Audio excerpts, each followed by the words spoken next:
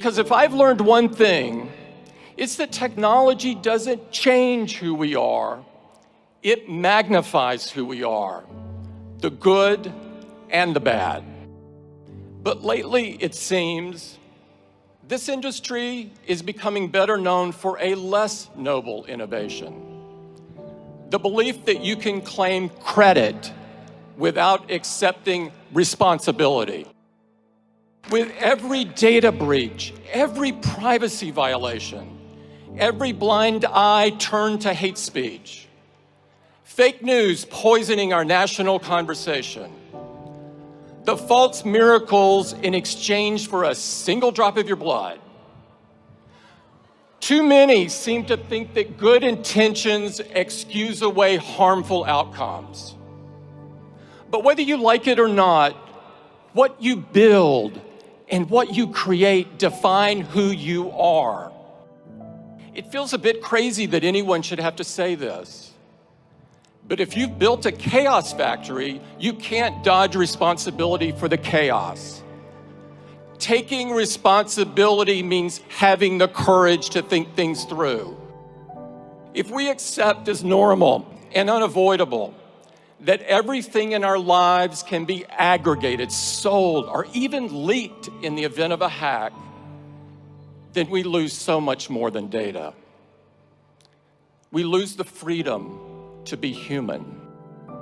Everything you write, everything you say, every topic of curiosity, every stray thought, every impulsive purchase, every moment of frustration or weakness, every gripe or complaint, every secret shared in confidence.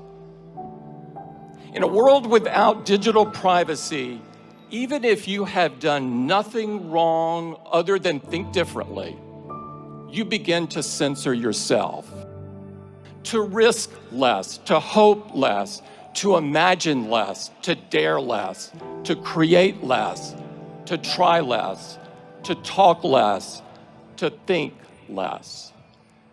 The chilling effect of digital surveillance is profound, and it touches everything. What a small, unimaginative world we would end up with.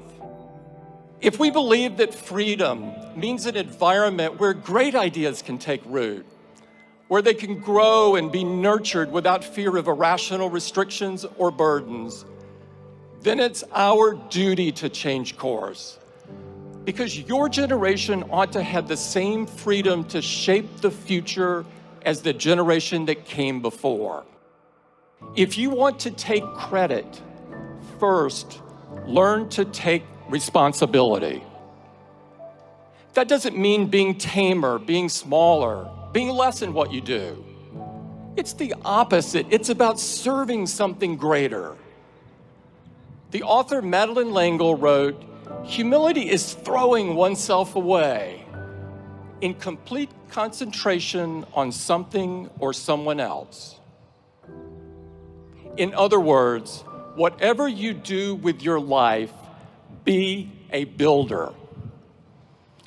You don't have to start from scratch to build something monumental. And conversely, the best founders, the ones whose creations last and whose reputations grow rather than shrink with passing time, they spend most of their time building piece by piece.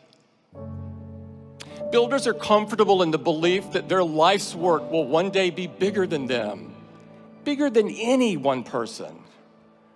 They're mindful that its effects will span generations. That's not an accident.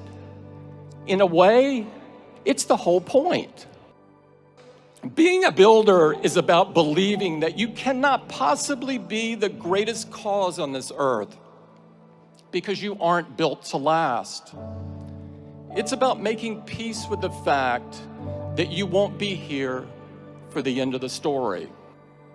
Your time is limited, so don't waste it living someone else's life. I knew that if you got out of bed every morning and set your watch by what other people expect or demand, it'd drive you crazy. So what was true then is true now. Don't waste your time living someone else's life. Don't try to emulate the people who came before you to the exclusion of everything else, contorting into a shape that doesn't fit. It takes too much mental effort that should be dedicated to creating and building. You'll waste precious time trying to rewire your every thought, and in the meantime, you won't be fooling anybody. Find the hope in the unexpected. Find the courage in the challenge. Find your vision on the solitary road. Don't get distracted. Be different. Leave something worthy. And always remember that you can't take it with you. You're going to have to pass it on.